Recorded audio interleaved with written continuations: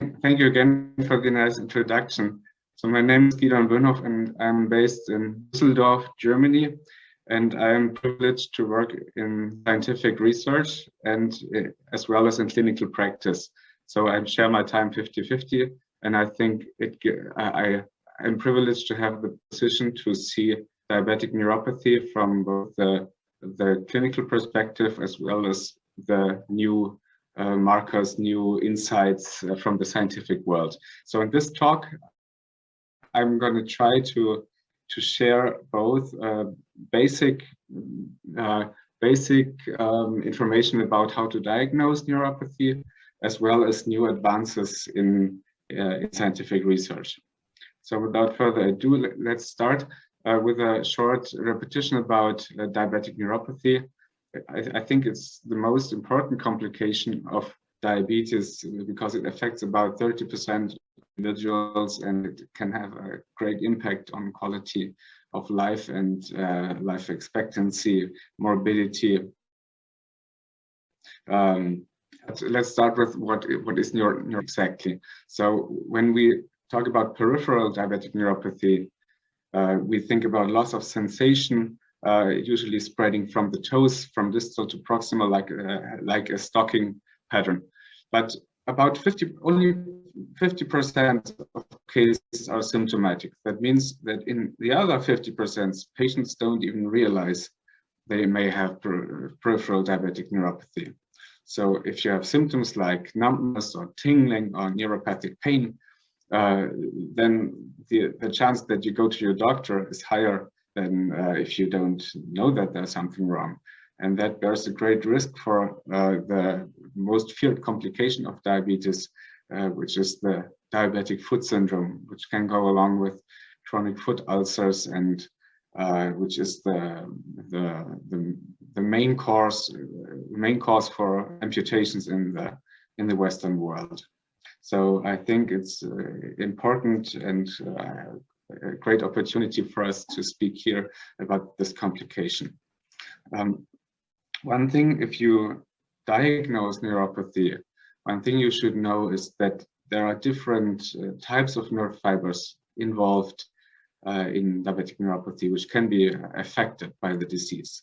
So first, there are the large nerve fibers with a thick myelin sheath around the axons, and those nerve fibers are responsible for the touch sensation, pressure sensation, vibration sensing, and also to control our muscles.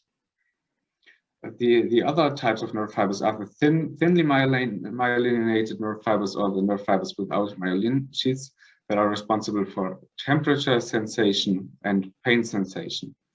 And I give this emphasis on those nerve fibers because many doctors are not aware that there are different types of nerve fibers. So they base their diagnosis just on one large nerve fiber test, so two large nerve fiber tests. And we really need to have tests to diagnose neuropathy include both large and small nerve fibers. But let's start even earlier. So diabetic neuropathy is really a diagnosis of exclusion. And this may seem trivial to you, but I can assure you in clinical practice, this is a really underappreciated fact about diabetic neuropathy. So many doctors think if there's a person with diabetes and pain in the feet, it has to be diabetic neuropathy. But as underappreciated as diabetic neuropathy is, there are many other causes of symptoms in the lower extremity. Other neuropathies, many cases I see are also worsened by alcohol, or some patients have neuropathy after certain chemotherapies. And many patients also just have arthrosis or slipped discs, or when you talk about the upper extremity, carpal tunnel syndrome.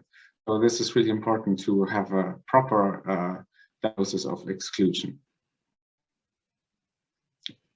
And the next thing about diagnosing neuropathy is that you need to use standardized clinical scores. So maybe 20 years ago, it was fine to just use the tuning fork or the monofilament and diagnose it by your gut, so by your personal feeling about it. But nowadays, it's really important to use clinical score that assess neuropathic symptoms as well as neuropathic deficits. Symptoms are like paresthesia, numbness, tingling, neuropathic pain, and there are dedicated symptom scores for diabetic neuropathy, like the total symptom score, or the neuropathy symptom score, or the modified Toronto neuropathy score, which includes both symptoms and neuropathic deficits.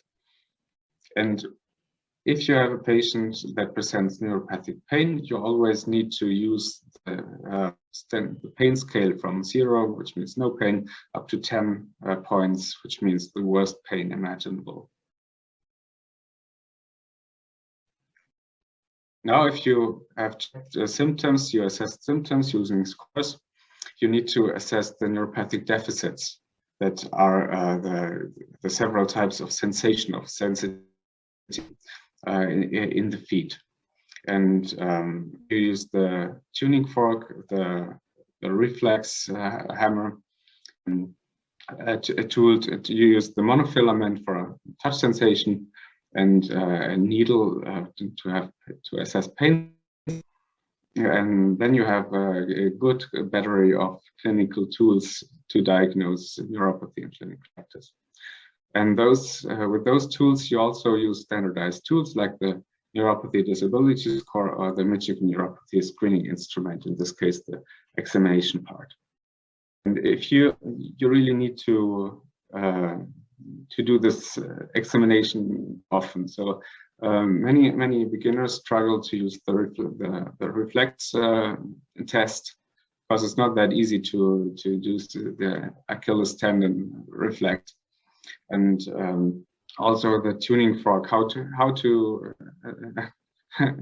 use the tuning fork that it still vibrates when you touch the patient. So it's you need to exercise.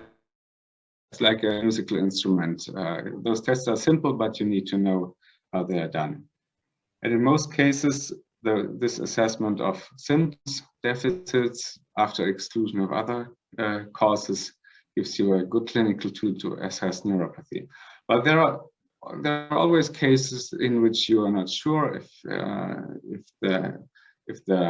it's not clear whether it's diabetic neuropathy or something else, and then you need further diagnostic measures. And the most studied of further assessments are nerve conduction studies. So you have current, and you apply this to the skin of the patient, and you measure the time that it takes for the electric stimulus to pass the nerve. And from this time, with the distance, you can calculate how good is the nerve conduction. And this is used to assess the large fiber nerve function. And this can be used to confirm the diagnosis of neuropathy. And it can also be used to stratify the severe neuropathy. So this is a very established tool to confirm the diagnosis of diabetic neuropathy when it's needed. So it's not always needed, but in some cases, if you need to be sure, or if you need to check if the neuropathy is different in the left or the right leg, it's a good tool to see whether there may be other issues or conditions that affect the nerve function. One important fact is that nerve conduction studies are not able to detect small fiber damage. So they're a good tool to detect large fiber function damage, but you don't see small fiber damage. And there really are cases in which only the small fibers are affected. So what can you do if you let's say you have a patient with presenting with a typical neuropathic pain, but you don't find anything in your clinical examination, and you really want to help the patient, and he or she is not really sure about therapy approaches. So the next tool I'll present is the skin biopsy. So the skin biopsy is a minimally invasive procedure, but it's not that difficult to do it. You need a center or a facility that performs them. But if you have someone who can do the skin biopsy, or you can learn it to do it yourself, then you have a good tool to assess the intraabdominal nerve fiber density, which is the gold standard to diagnose small fiber damage. You perform it always at a standardized site at the distal lateral calf. And the reason for this is that it's near the area in which most patients present symptoms. And there are worldwide normative values and reference ranges for this location. So more proximal at the upper thigh, every one of us has more nerve fibers than at the distal calf. So you need to do the skin biopsy at a site where normative are available. And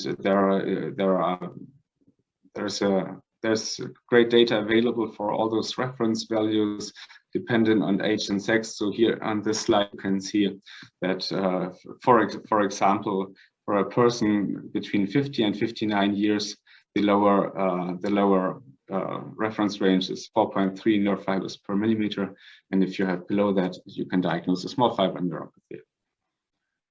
I'd like to show you how it's done, how you perform a skin biopsy. This video is a bit shortened, so usually it takes 3 minutes. Now it takes just 1 minute. As you can see, I apply local anesthesia. I test if anesthetics works. The biopsy punch is already done, and now I close the wound using just one stitch and apply a patch as well. So it's really a very easy procedure to do. You cannot do it in patients who are on anticoagulation, but in most of the IC you can do it without having great risk for the patient. So you can see it's closed now. We applied antiseptics, and now it's done. So, but what do you do with the skin biopsy? Is best. You give it to the lab, and they freeze the specimen, and they cut it in very small slices. And here above, you can see a skin biopsy section from a healthy, normal individual with those 4 nerve fibers crossing the dermal intraepidermal layer. And this looks about normal. The lower image, you can see that the epidermis is always not really innervated. So you can see 1 or 2 small nerve fibers that cross the dermal intraepidermal junction. But if you see this image, no wonder that the person may feel less at the site or have problems with the nerve fibers. And in our studies, I come to the scientific part. In our studies, we saw that already within the first year after diagnosis of type 2 diabetes, the average intraepidermal nerve fiber density is already lower than in people with diabetes. So I show you this slide to explain you that diabetic neuropathy is not a late complication of diabetes. It starts very early in the course of the disease, so don't underestimate it. But the skin biopsy gives us news to explore the metabolism and the body of a person with diabetes even more. So you can assess nerve fiber regeneration, for example, vascularization, Schwann cell densities, or other factors that may be involved in the pathogenesis of diabetic neuropathy, such as oxidative stress and inflammation. And I'd just like to show you a few examples of what you can do with skin biopsies. So this slide, I'd like to show a study in which we use 2 nerves from the skin biopsy, 1 marker that show all the nerve fibers and 1 marker that shows just the regenerating nerve fibers. And what we saw is that we had active repair mechanisms in the lower part of the sclerodermis, but that was not enough to regenerate the intraepidermal nerve fiber density. And this may give you a hint about the pathogenesis of neuropathic pain. If you have constant regenerative processes actively, then they may grow nerve fibers that don't function very well. So those regenerating nerve fibers may be involved in the development of neuropathic pain, which is a huge field of study, how neuropathic pain is generated in diabetic neuropathy, because to be honest, we really don't know how exactly neuropathic pain is induced in some patients and in others not. In this study, we studied oxidative stress in skin biopsy samples, because oxidative stress is maybe involved in the pathogenesis of diabetic neuropathy and other microvascular diabetes complications, such as retinopathy and nephropathy. And we saw that also within the first after diagnosis of diabetes, we had more oxidative stress in skin biopsies. Another technique to assess small nerve fiber structure in patients with diabetes is corneal confocal microscopy. So far, it is almost exclusively used for scientific purposes to have a non-invasive endpoint of small nerve fibers in diabetes. So let's just give it a few slides. You have a microscope to assess the small nerve fibers in the cornea, and those small fibers, because the eyes are also touch sensitive, you can assess whether there are many nerve fibers or very long nerve fibers or branching. And here I'd like to show you a cornea from a healthy individual compared to the patient with severe neuropathy. So you can see abundance of nerve fibers to the left and almost no nerve fibers left to the right. And we saw almost the same with a skin biopsy, a reduced nerve fiber length and density in new diabetes patients, and also more regenerative axons that were not able to really regenerate the cornea. We had more branching, which did not lead to longer or more nerve fibers in painful neuropathy. So I used 2/3 of the time for peripheral neuropathy, and I'd like to spend the rest of my time, the 10 minutes, about cardiovascular autonomic neuropathy. And cardiovascular autonomic neuropathy is also a really underestimated condition and impacts the quality of life.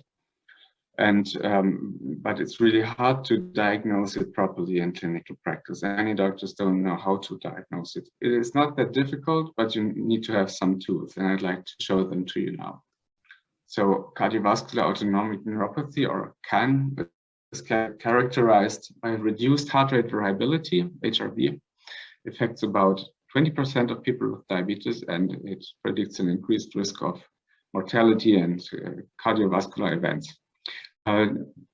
Below, you see an ECG curve, and you see the distance between each beat are not identical, and that's physiological.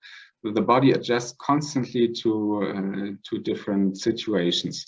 So if you stand up or lie down or you breathe, the heart adjusts, and this measure is impaired in patients with cardiovascular autonomic neuropathy.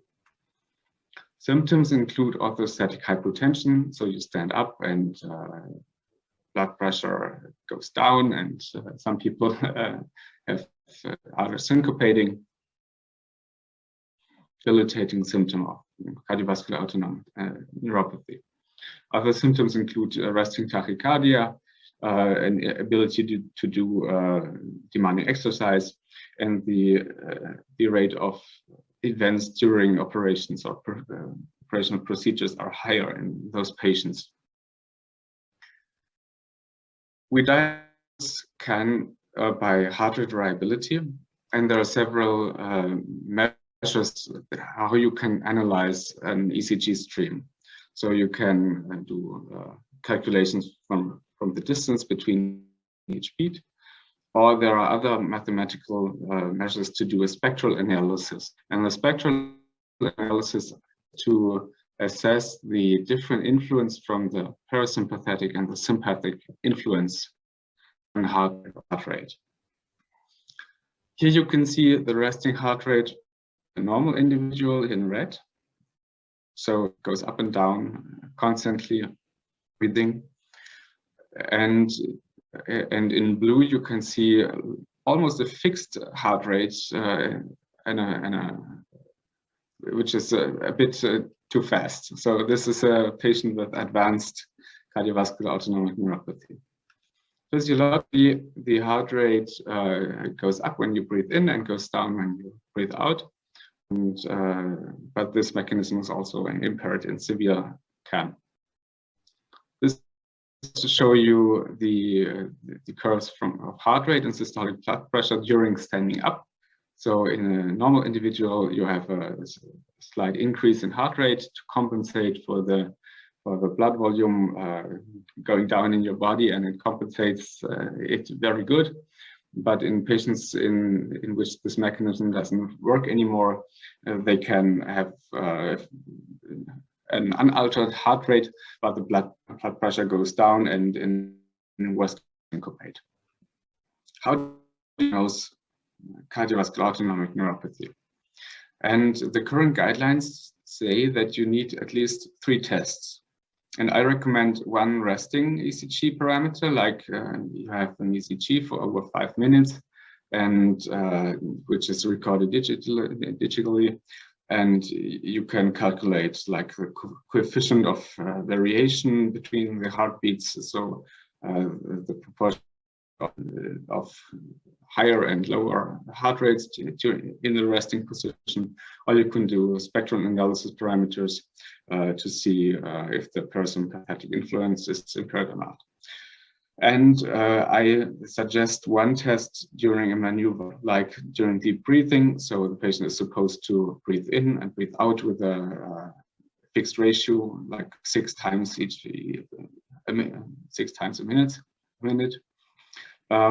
Or she can do the Valsalva maneuver, but you cannot do the Valsalva maneuver if the patient has severe retinopathy. So deep breathing, I think, is the most common test to diagnose cardiovascular autonomic neuropathy.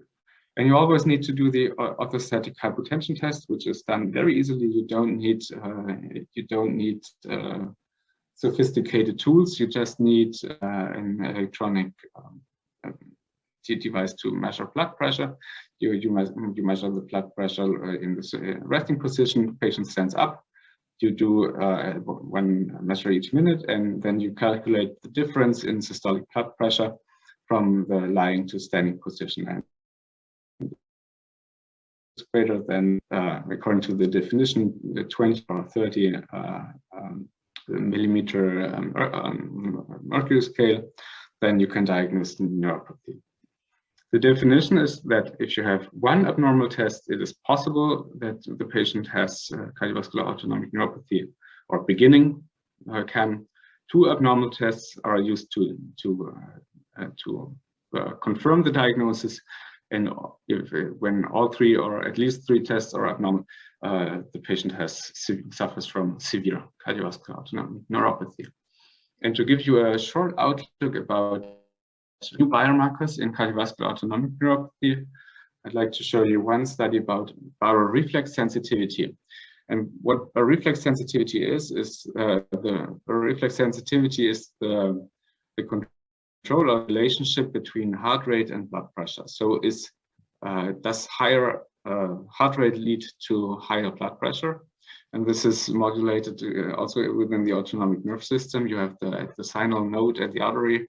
You have baroreceptors which can feel the blood pressure, and if the blood pressure goes down, the heart has to beat faster or stronger to raise the blood pressure. And what we found is that in patients with recently diagnosed diabetes, that there are measures of bioreflex sensitivity that are already reduced before cardiovascular autonomic neuropathy can be diagnosed with the traditional measurements. So bioreflex sensitivity may be a promising new tool to improve early detection of cardiovascular autonomic neuropathy. It's increasingly used in exercise training studies in neuropathy, and also in several tools to improve lifestyle use bioreflex sensitivity now. And I think it could be a great useful tool to improve the diagnosis of cardiovascular autonomic neuropathy, because it still remains difficult to have a good tool or device in clinical practice to assess the autonomic nerve function in diabetes. And with this, I'd like to end talk from now, and I'm happy to hear your questions. Thank you very much.